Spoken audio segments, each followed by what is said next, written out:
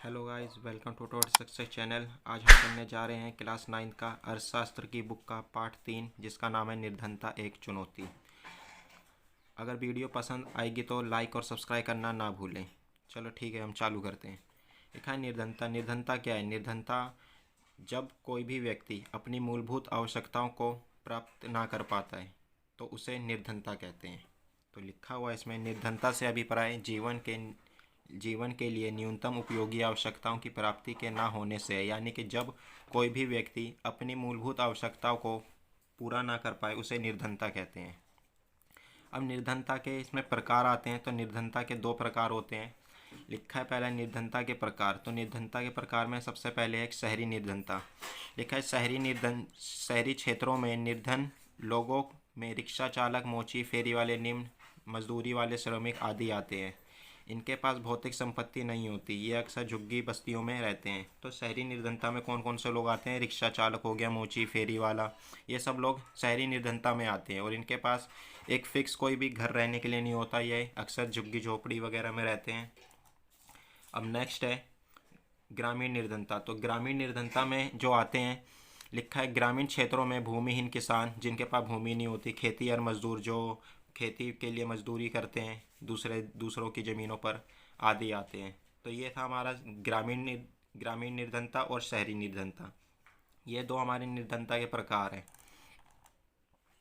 अब नेक्स्ट है निर्धनता रेखा किसे कहते हैं? तो लिखा है आय अथवा उपयोग के न्यूनतम स्तर को निर्धनता रेखा कहा जाता है। यानी कि ये देखा जाता है कि कौन व्यक्ति कितना अपना जो जीवन निर्वाह कर रहा है, कितने पैसों में कर रहा है और क्या कर रहा है, तो उसे निर्धनता रेखा कहते हैं।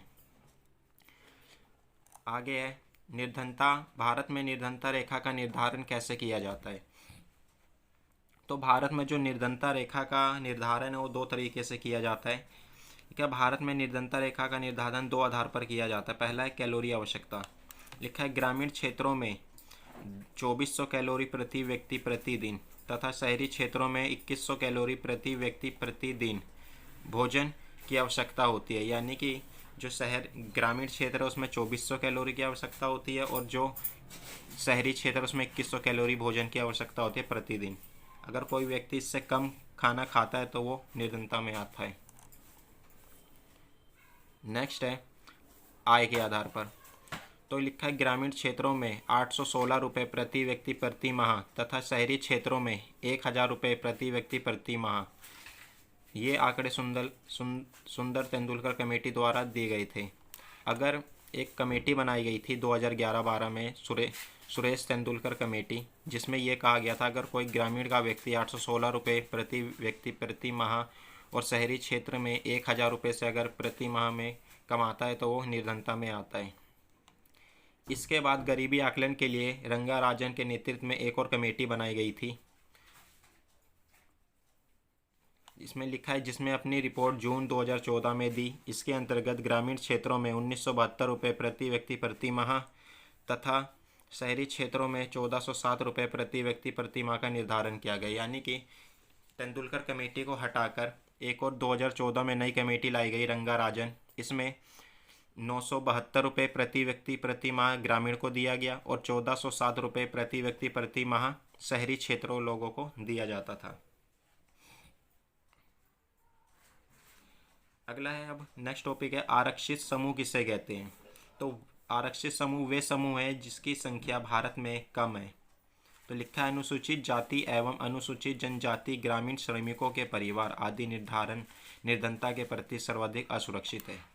यानी कि वे लोग जो भारत में असुरक्षित समूह माने जाते हैं तो वो आते हैं अनुसूचित जाति, अनुसूचित जनजाति, क्योंकि इनकी जनसंख्या भारत में बहुत ही कम है।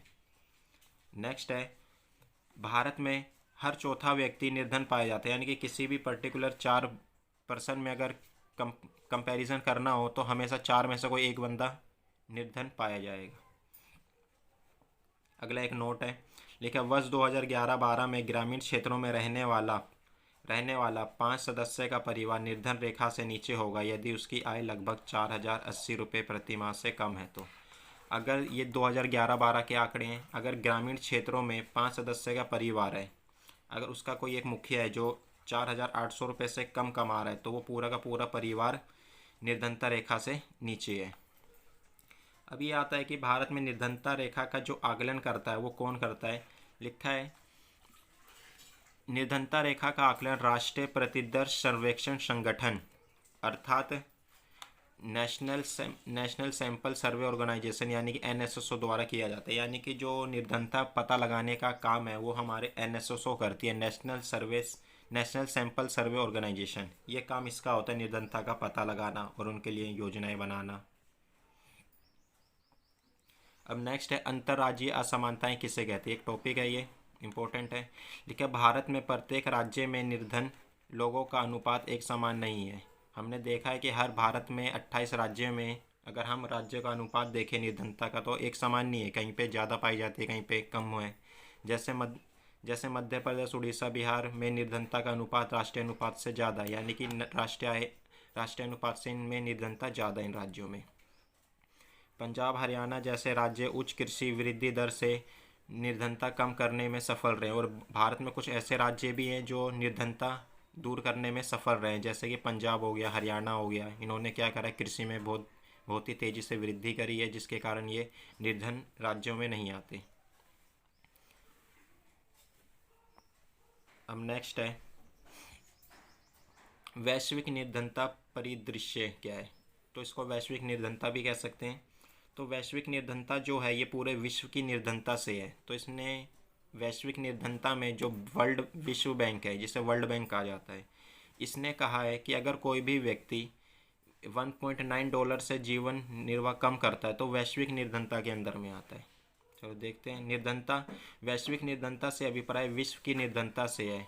विश्व बैंक की परिभाषा के अनुसार जो व्यक्ति प्रतिदिन $1.9 से कम जीवन निर्वाह करता है वह वैश्विक निर्धनता परिदृश्य के अंतर्गत आता है। तो वर्ल्ड बैंक ने एक डाटा दे रखा है, अगर कोई भी व्यक्ति $1.9 से कम जीवन निर्वाह करेगा तो वैश्विक निर्धनता में आएगा। और वैश्विक निर्धनता कहते हैं पूरे विश्व की निर्धनता। अब सबसे इम्पोर्टेंट क्वेश्चन है निर्धनता के कारण, हर बार 4 या 5 नंबर में आता है ये। सबसे पहला कारण है निर्धनता का, सबसे पहले औपनिवेशिक कारण। तो औपनिवेशिक कहा जाता है जो अंग्रेज लोग जो आए थे, तो अंग्रेज लोगों को औपनिवेशिक कारण माना जाता है। लिखा औपनिवेशिक सरकारों की नीतियों ने पारस्परिक हस्तशिल्पकारों को नष्ट कर दिया, यानी कि जो औपनिवेशिक सरकार की जो नीतियाँ थी उन्होंने हस्तशिल्पकारों को नष्ट कर दिया था भारत के, जिसके कारण आर्थिक विकास का निम्न स्तर रहा। अगला है उच्च जनसंख्या दर। भारत में जो है ज़्यादा उच्च जनसंख्या दर है, बहुत ही अधिक जनसंख्या पाई जाती है, जिसके कारण निर्धनता हो रही है। लिखा जनसंख्या में उच्च दर से वृद्धि हुई, जिसके कारण प्रति व्यक्ति आय में की समृद्धि में गिरावट आई। यानी कि भारत में जो जनसंख्या है वो बहुत ही अधिक है, जिसके कारण प्रति व्यक्ति आय में गिरावट आई। अगला लिखा आय असमानता। निर्धनता का तीसरा बड़ा कारण आय असमानता है। इसका प्रमुख कारण भूमि और अन्य संसाधन का असमान वितरण है। नेक्स्ट सामाजिक और सांस्कृतिक कारण। भारत में लोग सामाजिक और संस्कृति धार्मिक अनुष्ठान के आयोजन में बहुत पैसा खर्च करते हैं, यानी कि भारत में जो धर्म के आधार पर बहुत ही अधिक पैसा खर्च किया जाता है।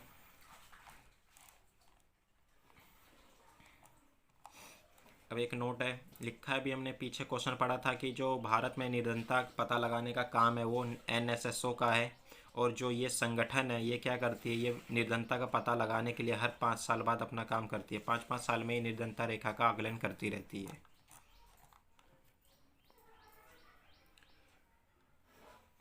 नेक्स्ट है अब भारत सरकार ने निर्धनता को दूर करने के लिए कौन कौन सी रणनीति अपना रखी है। तो भारत सरकार ने निर्धनता को दूर करने के लिए दो रणनीति अपना रखी है। पहला है आर्थिक समृद्धि को प्रोत्साहन, दूसरा है लक्षित निर्धारित निरोधी कार्यक्रम। आर्थिक समृद्धि को प्रोत्साहन में आता है आर्थिक समृद्धि और निर्धनता उन्मूलन में गहरा संबंध है।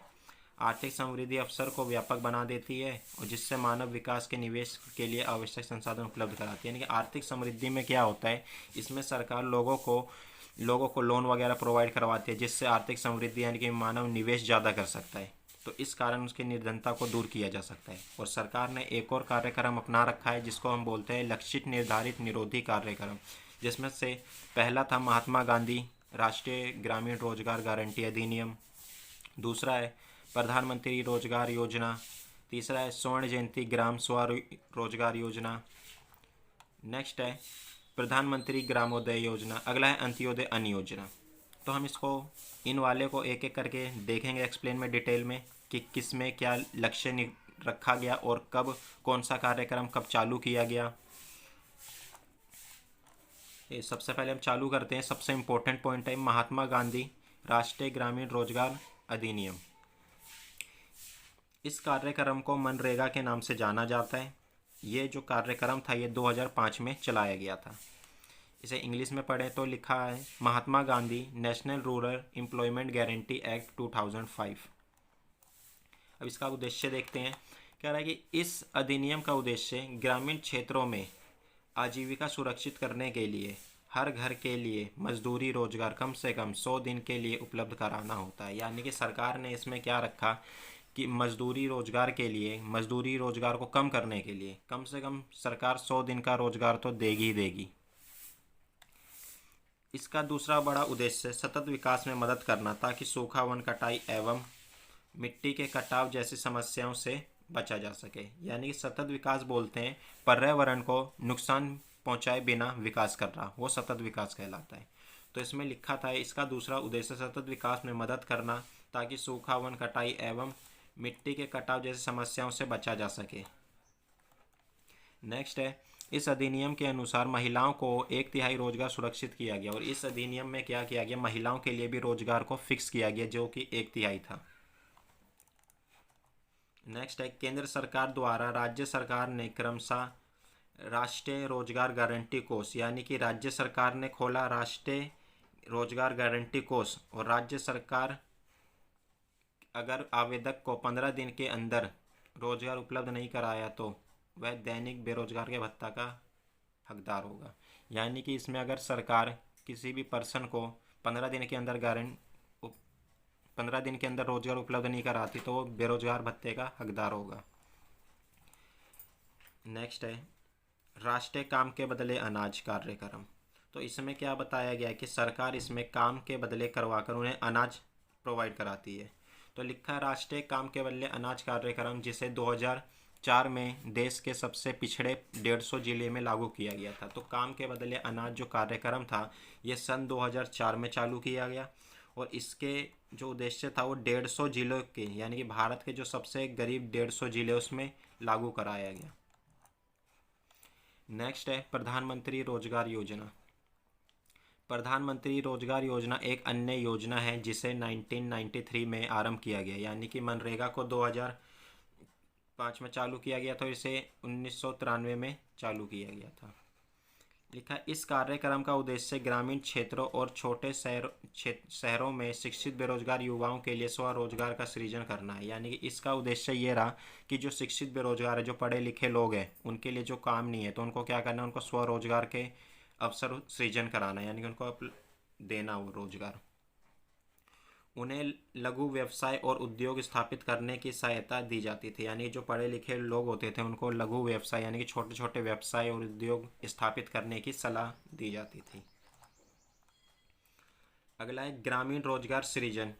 तो ग्रामीण रोजगार सृजन में लिखा है ग्रामीण रोजगार सृजन कार्यक्रम का आरंभ 1995 में किया गया। यानी कि इसका 1995 में चालू किया गया था। इसका उद्देश्य ग्रामीण क्षेत्रों और छोटे शहरों, ग्रामीण शहरों छोटे शहरों में रोजगार के अवसर सृजित करना है। 10वीं पंचवर्षीय योजना के अनुसार इस कार्यक्रम के अंतर्गत 25 लाख नए रोजगार के अवसर सृजित करने का लक्ष्य रखा गया। यानी कि इस कार्यक्रम में 10वीं पंचवर्षीय योजना के अंतर्गत 25 लाख रोजगार के अवसर का लक्ष्य रखा गया। यानी कि 25 लाख रोजगार दिया जाएगा लोगों को। अगला है स्वर्ण जयंती ग्राम स्वरोजगार। तो लिखा है स्वर्ण जयंती ग्राम स्वरोजगार योजना का आरंभ 1999 में किया गया।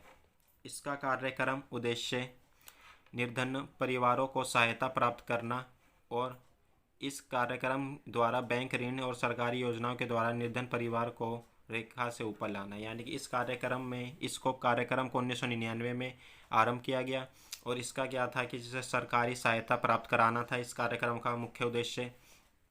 और इसमें जो लोग हैं उनको बैंक ऋण से और सरकारी योजनाओं से उनको जो निर्धनता रेखा से उन परिवारों को ऊपर लाना लक्ष्य रखा गया था स्वर्ण जयंती ग्राम स्वरोजगार योजना का। अगला है प्रधानमंत्री ग्रामोदय योजना। तो इसमें लिखा है प्रधानमंत्री ग्रामोदय योजना कार्यक्रम का आरंभ सन 2000 में किया गया, यानी कि प्रधानमंत्री ग्रामोदय योजना का आरंभ सन 2000 में किया गया। इसका उद्देश्य प्राथमिक स्वास्थ्य, प्राथमिक शिक्षा, ग्रामीण आश्रय, ग्रामीण पेयजल जैसी मूल सुविधाओं के लिए सहायता प्रदान करना था। प्रधानमंत्री ग्रामोदय योजना का जो आरंभ था ये सन 2000 में किया गया था और इसका उद्देश्य प्राथमिक स्वास्थ्य यानी कि फैसिलिटी, स्वास्थ्य से रिलेटेड फैसिलिटी देना और शिक्षा देना और ग्रामीण में आश्रय बनाना, पेयजल बनाना, इन सब की सुविधा का लक्ष्य रखा गया। अब जब सरकार ने ये सब कार्यक्रम अपनाए तो उसके कारण क्या हुआ कि भारत में गरीबी कम हुई। तो कैसे लिखा है पंजाब और हरियाणा में उच्च कृषि वृद्धि दर से, यानी पंजाब और हरियाणा जो दो राज्य हैं इसमें क्या हुआ कि उच्च कृषि दर से इसमें उच्च कृषि दर से कमी हुई, यानी कि पंजाब और हरियाणा में उच्च कृषि वृद्धि में काफ़ी विकास हुआ जिसके कारण वहाँ पे गरीबी कम हुई। केरल ने मानव संसाधन पर सबसे ज़्यादा ध्यान देकर निर्धनता को कम किया, यानी कि केरल में सबसे साक्षर लोग पाए जाते हैं, सबसे ज़्यादा पढ़े लिखे लोग केरल में पाए जाते हैं, तो उन्होंने मानव संसाधन पर सबसे अधिक ध्यान दिया और वहाँ पर निर्धनता कम की। आगे आंध्र प्रदेश तथा तमिलनाडु ने अनाज के सार्वजनिक वितरण द्वारा निर्धनता को कम किया, यानी कि आंध्र प्रदेश और तमिलनाडु ने क्या किया, अनाज का वितरण ज़्यादा किया जिससे निर्धनता कम हुआ। पश्चिम बंगाल में भूमि सुधार के माध्यम से, यानी पश्चिम बंगाल में भूमि सुधार यानी कृषि की भूमि उपजाऊ बनाने से पे बल दिया जिसके कारण वहाँ पे निर्धनता कम हुई। अब इसका कुछ इंपॉर्टेंट क्वेश्चन है ये देखते हैं। प्रश्न है पहला, भारत में निर्धनता रेखा का आकलन कैसे किया जाता है। दूसरा है वैश्विक निर्धनता की प्रवृत्ति की चर्चा कीजिए। मानव निर्धनता से आप क्या समझते हैं। चौथा है निर्धनता में सबसे निर्धन कौन है। राष्ट्रीय ग्रामीण रोजगार गारंटी अधिनियम 2005 का मुख्य विशेषताएं क्या है। ये इंपॉर्टेंट क्वेश्चन है हमारे जो एग्ज़ाम में पूछे जाते हैं। निर्धनता से आप क्या समझते हैं। ग्रामीण क्षेत्र और शहरी क्षेत्रों में स्वीकृत कैलोरी कितनी है। बैंकों ने निर्धनता रेखा के लिए कौन सा मानक प्रयोग किया है।